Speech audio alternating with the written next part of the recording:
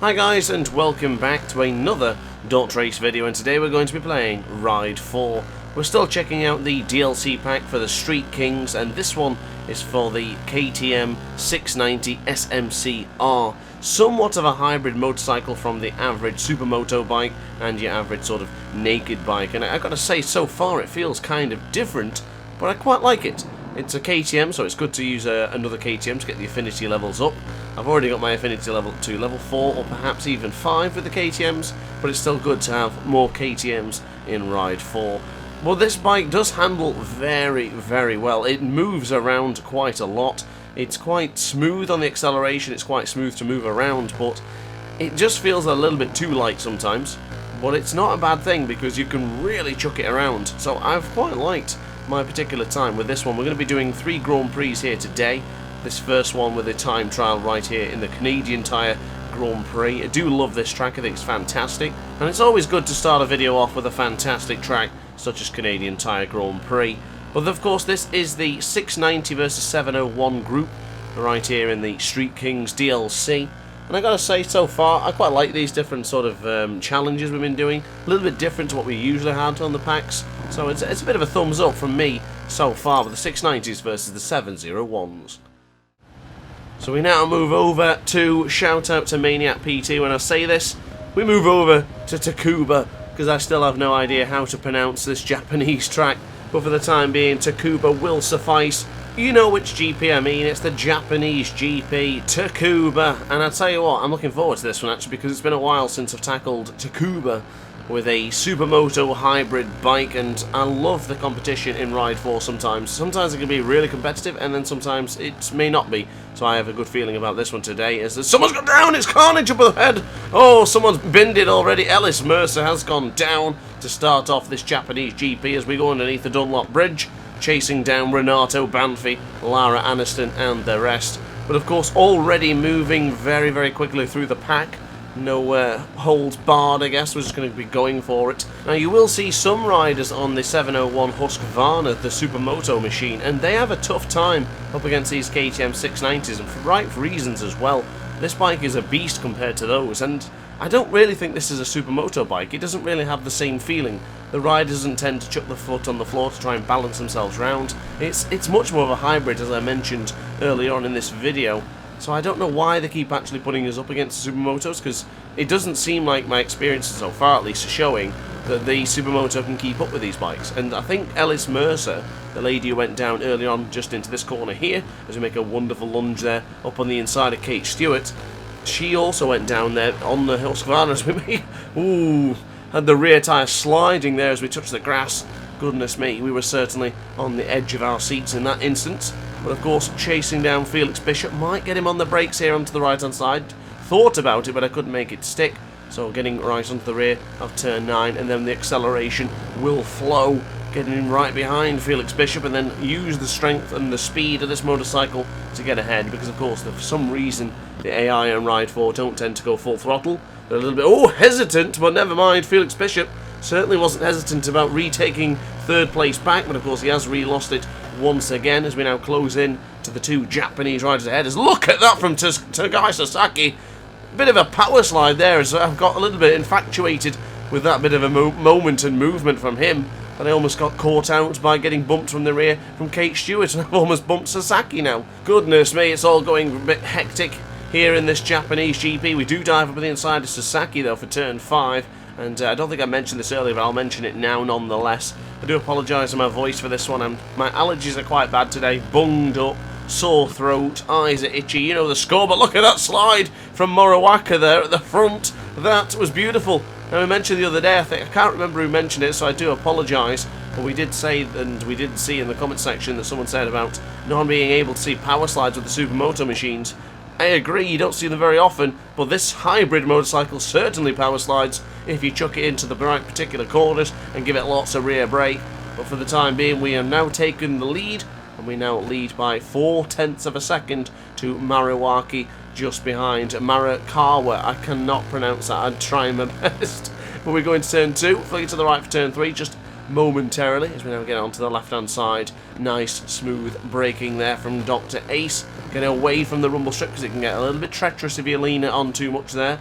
Now going to the right hand side for turn 6, left hand side for turn 7, and just absolutely go for it.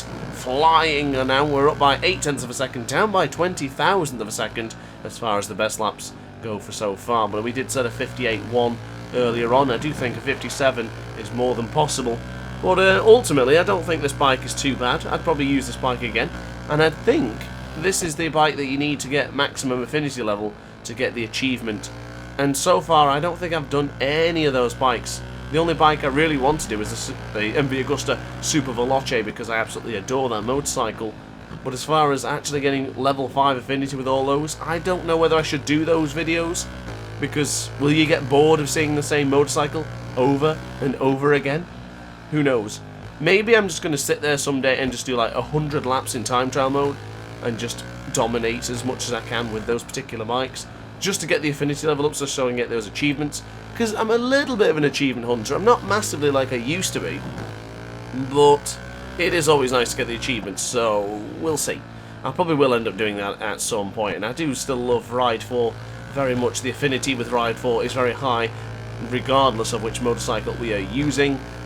And maybe as long as it isn't the electric bike that's in the game, I'm not too particularly fond of that one. But going into the right hand side for turn 10, for the final time of asking, we're going to thrash it across the line now, and this is going to be another victory for DrAce.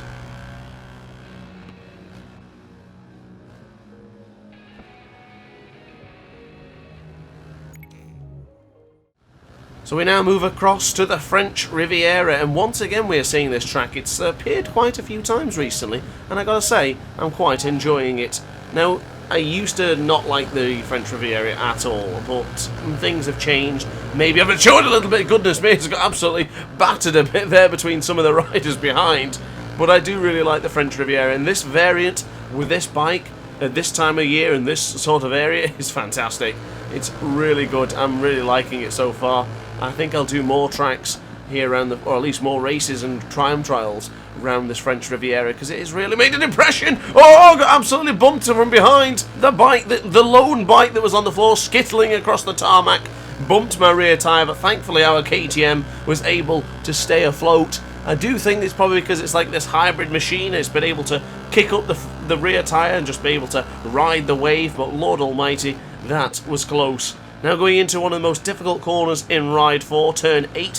Very difficult, especially if you are pulling the brake, because you will probably find it dropping away from you. Very similar to turn 9 in Virginia North Course. And as we go around the outside, two riders there, Sun Kang and Bellucci, the Argentinian.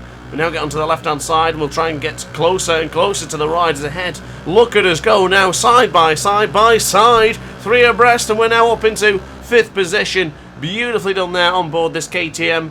Absolutely fantastic performance. We were down just a moment ago, at least we were almost down as we survived an onslaught from Eric Verns, but now we're into 5th position and only have 4 riders ahead of us to the promised land, which is the victory as we get super close to the wall there. Lord Almighty, my elbows on the on these leathers would have been scratched to hell, but thank goodness we're still on board the motorcycle. Chuck it to the right hand side for turn 7, and we're either going to go close to the wall or close to the ride. It looks like the rider behind Noah Fraser just had to take defensive action, but look at the speed we've picked up. We're already behind Nathan Hammer, who's into the 1st position. The Swiss man will certainly be chased down pretty quickly as we go into turn 8, taking that wider line. We'll be chucking in some serious lap times now to try and dethrone Nathan Hammer at the front, but I don't think we're going to need much, because look at the speed we are gaining all the time around the outside to then flick it up on the inside onto the left hand side for turn 12. Magnificently done for the man on board the KTM 690 SMC R, the full title. Yes, I went for it there. As we go onto the left hand side for turn 1, let's see how wide and how long we can get this particular lead. Breaking into the first corner of this, well, I guess the second corner, but I guess it's almost like the first difficult corner, the first innocuous corner. As we go onto the left hand side for turn 4, flick it to the right with just a little bit of front brake for turn 5. We can be doing the same here for turn 6, or you can actually just completely not bother with the brakes and just gently feather the throttle round. Just get it onto the nice smooth part of the throttle and just gently pull. And now we're on to the very, very difficult part in a moment. Surely we're not going to make a mistake into this particular corner.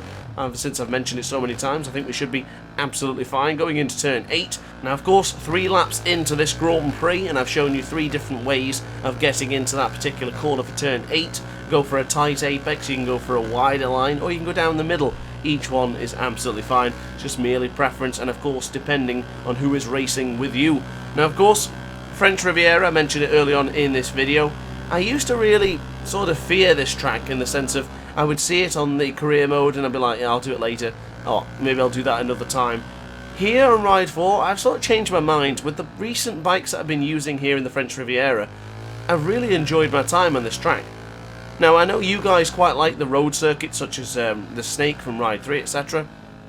But I didn't really like them, and I didn't really like the French Riviera. I'm not a big fan of Intramonaco and some of the other road circuits, but honestly in Ride 4, because the bikes feel so good, I think I might have changed my mind on some of these road circuits. Ultimately, the GP circuits have always been my favourite. Circuits in general will always be the one that just gives a double thumbs up from DrAce, but for now, I'm liking these road circuits, and maybe I would like to do a time trial challenge on French Riviera. Not sure which variant, perhaps I'll sort something out sooner or later, but I do think I might have to bring those back at some point because I am really enjoying Ride 4 again. Both MotoGP 21 and Ride 4 are fantastic games. The bikes handle so well on both games, and honestly I really like to bring as much content as possible.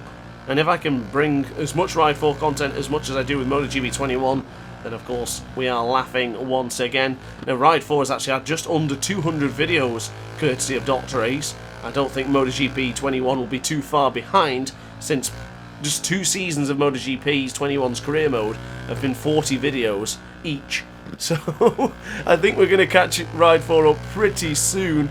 But Ride 4 ultimately we still have is probably more and more videos, since there's just more longevity to the game. Because after probably I've done all the seasons in MotoGP 21, maybe done a few creative time trials, and of course classic championships, there probably won't be much else to conquer. But Ride 4, there's still plenty to do. The DLC's coming out quite often, and I do believe the content for Ride 4's DLC will stop in August or the end of August. So as far as I'm concerned, we've still got plenty of time. But as far as the French Riviera goes with this KTM 690 SMC R, that is it from me. We're going to cross the line as a winner in the French Riviera short circuit. And once again, sitting at the top of the timesheet. Very, very pretty and very, very handsome. So guys, as always, thank you very much for watching this video. I really hope you enjoyed it. If you did, like, comment and subscribe, and hit the notification bell to be alerted to every single DrAce upload. But upon that note, guys, I am finished, so I will see you in the next video. Thanks for watching, guys, and ciao for now. Oh hi, didn't quite see you there. Good to see you're still here. If this video didn't quite sate your appetite, then why not watch some more DrAce content by clicking the video shown on screen now. Furthermore, if you would like to follow me on social media, you can do so now, with the links down in the description. Consider subscribing so you don't miss a single DrAce video.